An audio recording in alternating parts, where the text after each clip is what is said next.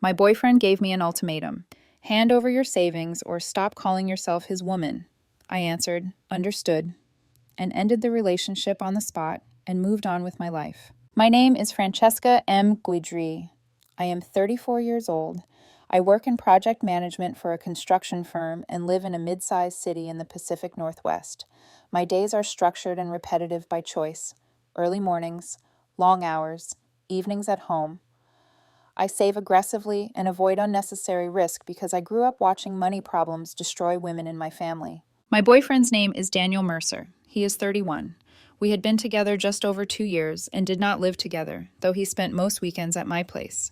We did not share accounts, no joint purchases, no kids, clean separation on paper, even if the relationship felt emotionally tangled. When we first met, Daniel was confident and sharp. He spoke quickly, knew what he wanted, liked to test people. I mistook that for strength. Over time, it became something else. He liked control, but never directly. It always came dressed as standards, expectations, or what a real woman would do. Money was always a quiet undercurrent.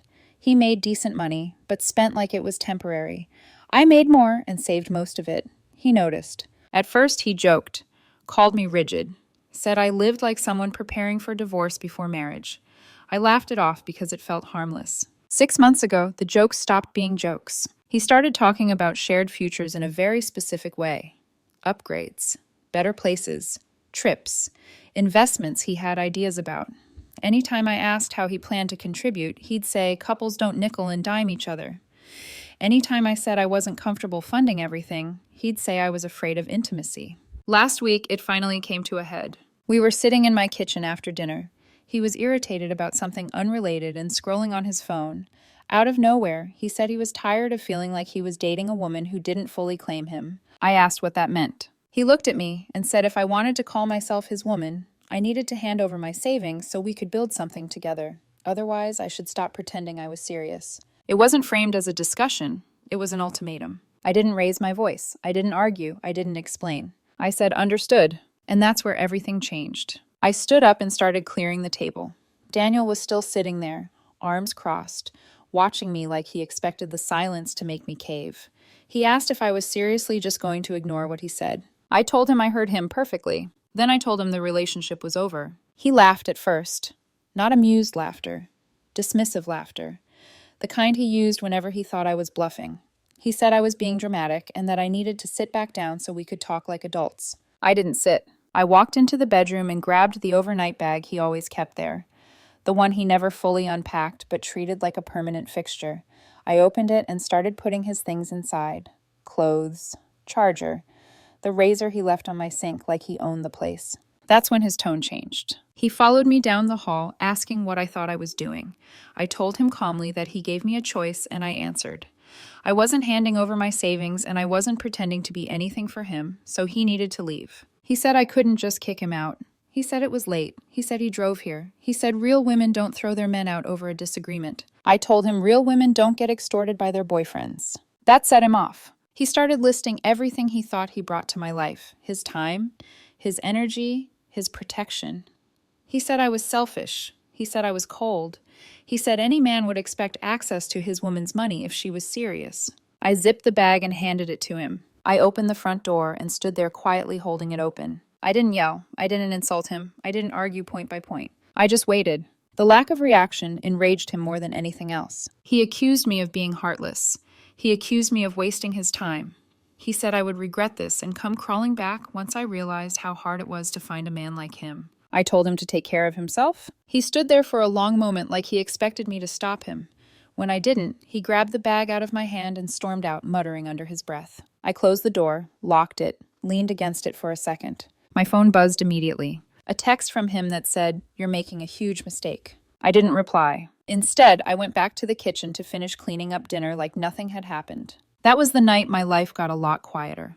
I woke up the next morning to 32 notifications, missed calls, voicemails, texts that bounced between rage and panic so fast it almost felt scripted. The first few accused me of overreacting. The next few accused me of being manipulative. By the end of the thread, he was bargaining, asking if we could just talk like adults and reset. I didn't respond to any of them. Instead, I did something boring. I went to work. That probably sounds trivial, but it mattered. Daniel thrived on emotional urgency. Crisis, big moments, me clocking in like it was any other Tuesday robbed the situation of oxygen. Around noon, I checked my phone once. He had switched tactics. Now he was texting about how he felt used, how he had invested 2 years of his life in me, how he couldn't believe I threw him out instead of trying to compromise. That word again. Compromise. What he meant by compromise was me giving in after enough pressure. I replied once and only once. I told him the relationship was over and not to contact me again. He responded immediately. Paragraphs, accusations. He said I proved I was never a real woman. He said, real women support their men. He said, money is just money, and you're choosing numbers over love. He ended with, if you don't unblock me right now, don't ever expect to hear from me again. I blocked him. That afternoon, my older sister texted me asking what happened. Daniel had already called her crying, telling her I kicked him out and abandoned him over a misunderstanding. I told my sister the truth in 3 sentences.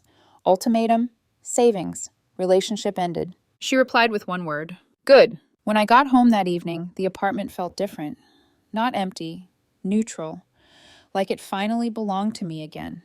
No tension hanging in the air, no commentary, no subtle digs disguised as jokes. I cooked dinner, ate quietly, cleaned up. Later, while taking out the trash, I noticed something small but telling. Daniel had left one of his cufflinks on the counter, something he definitely would have noticed if he hadn't been so confident I'd chase him. I threw it away. That night, he tried again through email. New account. Same message. He said he didn't mean the ultimatum literally. He said I misunderstood. He said couples test each other sometimes to see how committed they are. That was when it fully clicked. He wasn't angry that I said no. He was angry that his leverage didn't work. And once I understood that, there was nothing left to debate. 2 days passed before Daniel showed up again. This time, he didn't text first. He didn't call. He just appeared outside my building right as I was getting home from work, standing by the entrance like he still had a claim to the place. Same jacket, same posture. Arms folded tight, jaw set, already rehearsing whatever speech he planned to deliver. He said we needed to talk. I told him we didn't. That set him off immediately. He said I couldn't just end things like that. He said adults don't throw away relationships over one bad conversation.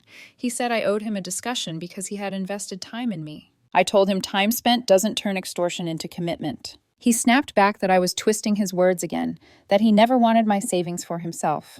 He said he wanted security. He wanted proof I was serious.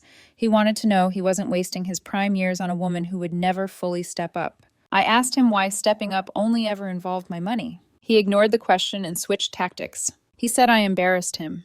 He said kicking him out made me look unstable. He said he told his friends what I did and they were shocked. He emphasized that word like it was supposed to shame me. I told him I didn't care what his friends thought. That seemed to surprise him. He accused me of changing. Said I'd become cold and transactional. Said the woman he fell for would never choose money over love. I told him the woman he fell for would never tolerate being threatened. People started walking past us. He lowered his voice but got sharper. He said if I didn't fix this now, I would regret it. He said men talk. He said my reputation would take a hit. He said no man would feel safe with a woman who throws her boyfriend out. I told him he was free to leave whenever he wanted, and he was free to tell whatever story helped him sleep at night. He stood there staring at me, clearly waiting for something. An apology, a crack, any sign that the pressure was working. When it didn't come, he scoffed and said, fine. He said I'd come crawling back once I realized how hard dating was in your 30s. I told him not to come back again. He laughed like I was bluffing and walked away. I went upstairs, locked my door, and added his name to the building's do not admit list. That was the moment I stopped thinking of this as a breakup. It was an extraction. Daniel didn't come back in person after that, but he didn't disappear either. He went digital. By the next morning, mutual friends started reaching out with carefully worded messages. Just checking in. Hope you're okay. Daniel's really hurt. Each one followed the same arc. Concern first, pressure second. They all wanted to know if I was really sure I wanted to end things over money. I corrected them calmly. I told them it wasn't about money. It was about an ultimatum. I told them anyone who threatens a relationship to gain access to someone else's savings is not asking for partnership. They're asking for control. Some people backed off immediately. A few went quiet. One friend admitted Daniel had been complaining for months that I was holding out on him financially and that he deserved more. That confirmed everything. Daniel tried another angle that afternoon. He emailed me a long message titled Clarity. In it, he reframed the ultimatum as a test. He said he needed to know I'd choose us over fear. He said strong couples share everything. He said my reaction proved I wasn't emotionally mature enough for a real future. He ended it by saying he was willing to forgive me if I apologized, and showed I was serious by opening up financially. I laughed out loud reading that, not because it was funny, because it was revealing. He genuinely believed he still had leverage. I didn't reply. I forwarded the email to a folder labeled Done and blocked the address. That evening, I did something I'd been putting off for months. I logged into my bank accounts and updated beneficiaries. I reviewed my savings plan. I scheduled a meeting with a financial advisor I'd been meaning to call anyway, not because of him, but because I could finally make decisions without someone hovering over them. Later that night, I got a call from an unknown number. I didn't answer. The voicemail was Daniel crying now. No anger, no threats, just disbelief. He said he never thought I'd actually walk away. He said he thought I'd push back a little and then give in, like always. That last sentence stuck with me. Like always. I blocked the number. That was the moment I understood something important. The ultimatum wasn't a mistake. It was a strategy that finally failed. And once it failed, there was nothing left for the relationship to stand on. A week went by before Daniel tried one last escalation. He showed up at my work, not inside. In the parking lot, right after my shift ended. I saw him leaning against his car like this was some dramatic movie moment and not a real workplace with cameras and policies. He smiled when he saw me like we were about to have a reconciliation scene. I kept walking. He called my name louder this time and followed me a few steps, saying we needed closure. That word again. Closure. The word people use when they want one more chance to regain control of the narrative. I turned and told him calmly that this was inappropriate and he needed to leave. I said if he came back again, I would involve security. His smile vanished instantly. He said I was heartless. He said he couldn't believe I was choosing money over him. He said any man would expect his woman to prove commitment. He said I was selfish and afraid to invest in a future. I told him the future doesn't start with threats. That was when he crossed the line. He said if I didn't talk to him, he would tell people I financially abused him. He said he'd say I led him on, promised things, and then pulled the rug out. He said people would believe him. I didn't raise my voice. I told him to do whatever he needed to do and walked away. That was the last time I saw him in person. That night, I emailed HR just in case and documented the encounter. I also sent a brief message to a lawyer friend asking what my options were if harassment continued. Not because I wanted to escalate, but because I wanted the situation contained. The next day, Daniel posted vague statements online about betrayal and manipulation. Comments poured in, some sympathetic, some skeptical. A few people asked questions he didn't answer. I didn't respond. I noticed something interesting during this phase. The more calm and consistent I stayed, the more erratic he looked by comparison. He needed reaction. Without it, his story lost coherence. By the end of the week, the post stopped. Silence replaced noise. And in that silence, I realized how much of my energy had been spent managing someone else's expectations instead of living my own life. That realization mattered more than any argument we ever had. Once the noise stopped, something else crept in. Doubt from other people, not from me, from the outside. A couple of friends asked if I was okay. Then they asked if I was sure I hadn't been too harsh. They said Daniel could be intense, but meant well. They said money can make people say things they don't fully mean. The implication was clear. I should have softened it. I should have negotiated. I listened and didn't argue. What I noticed was that none of them questioned the ultimatum itself.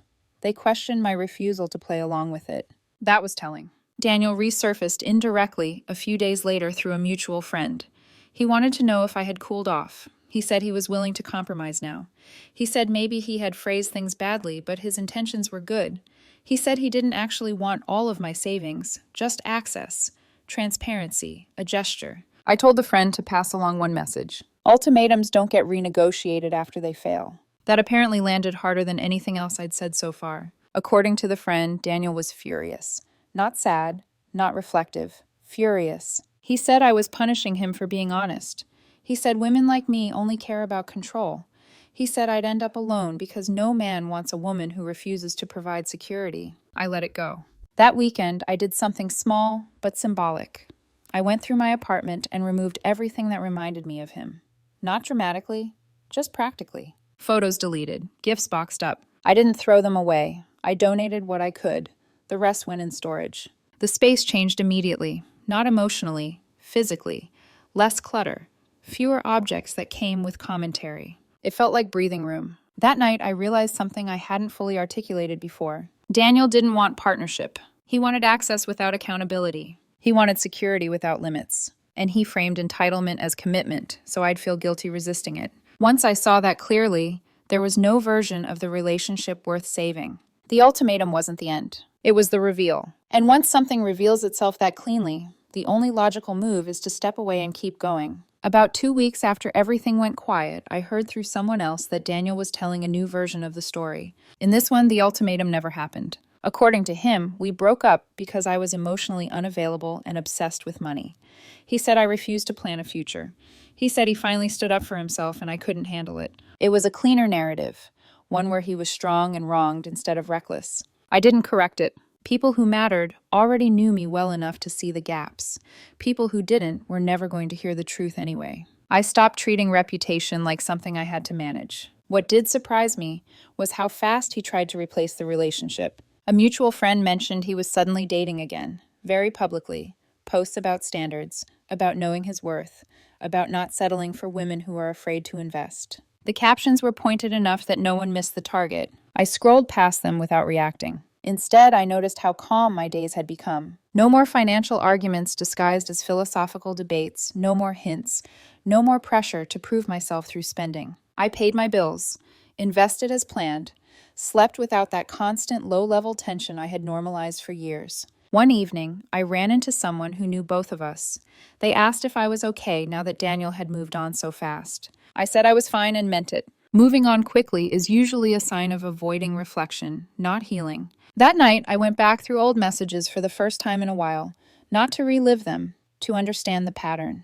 The jokes about my savings, the digs about being cold, the way every disagreement ended with him questioning my femininity, suggesting a real woman would be more generous, more trusting, less guarded. It was all there. I just hadn't wanted to label it. The ultimatum wasn't a sudden escalation. It was the natural conclusion of months of pressure. He didn't wake up one day and demand my savings. He worked toward that moment expecting compliance. And when compliance didn't come, he didn't adjust. He detonated, seeing it laid out that clearly erased any lingering doubt. I hadn't overreacted. I had simply stopped playing a role I was never meant to accept. By the end of that week, his name stopped coming up at all. Life didn't feel exciting. It felt stable. And after what I had just stepped out of, stability felt like a win. The last time Daniel tried to pull me back in, it was subtle. No surprise appearances, no dramatic speeches in parking lots, just a mutual friend mentioning, almost casually, that Daniel had been asking about me. Not how I was doing, whether I was dating yet, whether I seemed happy, whether I regretted anything. That told me everything. He didn't miss me. He missed the leverage. Apparently, he'd been telling people he expected me to reach out eventually. That women like me always do once the shock wears off. That I'd realize he was right about money and commitment and come back ready to prove it. Weeks passed. I didn't reach out. I started dating again slowly and without announcing it. Coffee dates. Conversations without power games. No tests. No ultimatums disguised as standards. I noticed how easy things felt when expectations were spoken plainly instead of implied and enforced through guilt. One night, I got a message request from an account with no profile picture. It was Daniel. A new number. He said he hoped I was well. He said he'd been doing a lot of thinking. He said maybe we both made mistakes. He said he didn't mean the ultimatum the way it came out. He said he just wanted reassurance and security. He asked if we could talk like adults now that emotions had cooled. I stared at the message for a long time, not because I was tempted, because I was struck by how familiar the script felt. Reframing, softening, inviting me back into a conversation where he could slowly reset the terms. There was no apology, no ownership, just a softer version of the same request. I replied with one sentence, "I'm not interested in reopening this." Then I blocked the account. No follow-up, no explanation, no debate. After that, nothing. No more messages, no more indirect pressure, no more stories aimed in my direction. The chapter closed not with drama, with disinterest. And that felt right, because the opposite of love isn't hate. It's indifference, and I had finally reached it. It has been several months since that night in my kitchen, and nothing dramatic followed. No surprise apology, no grand realization on his part, no moment where he admitted he crossed the line. Real life doesn't give you those clean endings. It just moves forward once you stop feeding the conflict. Daniel is gone from my day-to-day life completely now. I don't hear about him anymore. Mutual friends stopped updating me once they realized I wasn't waiting for news. His name doesn't trigger anything when it comes up in passing. It's just information, like hearing about someone you used to work with. What changed most wasn't my finances or my routines. It was my tolerance. I no longer negotiate my boundaries. I don't explain why an ultimatum is unacceptable. I don't argue with someone who thinks commitment means control or that love is proven through financial surrender. If someone shows me who they are that clearly, I take them at their word and act accordingly. Looking back, the ultimatum wasn't about money. It was about power. He wanted to know if he could threaten my identity as a woman to get what he wanted. He wanted to see if I would panic, overcorrect, and hand over control to keep the relationship intact. He expected resistance followed by surrender. Instead, he got agreement and an ending. I didn't raise my voice. I didn't insult him. I didn't try to win the argument. I simply opted out of the situation entirely and went on with my life. That choice did more than any confrontation ever could. My life now is quieter, steadier, free of constant tests. The savings he wanted access to are still mine. More importantly, so is my peace. If there's any takeaway here, it's this. When someone ties your worth to compliance, believe them the first time. And when someone gives you an ultimatum meant to corner you, remember that walking away is also an answer. It just happens to be the one that ends the game entirely.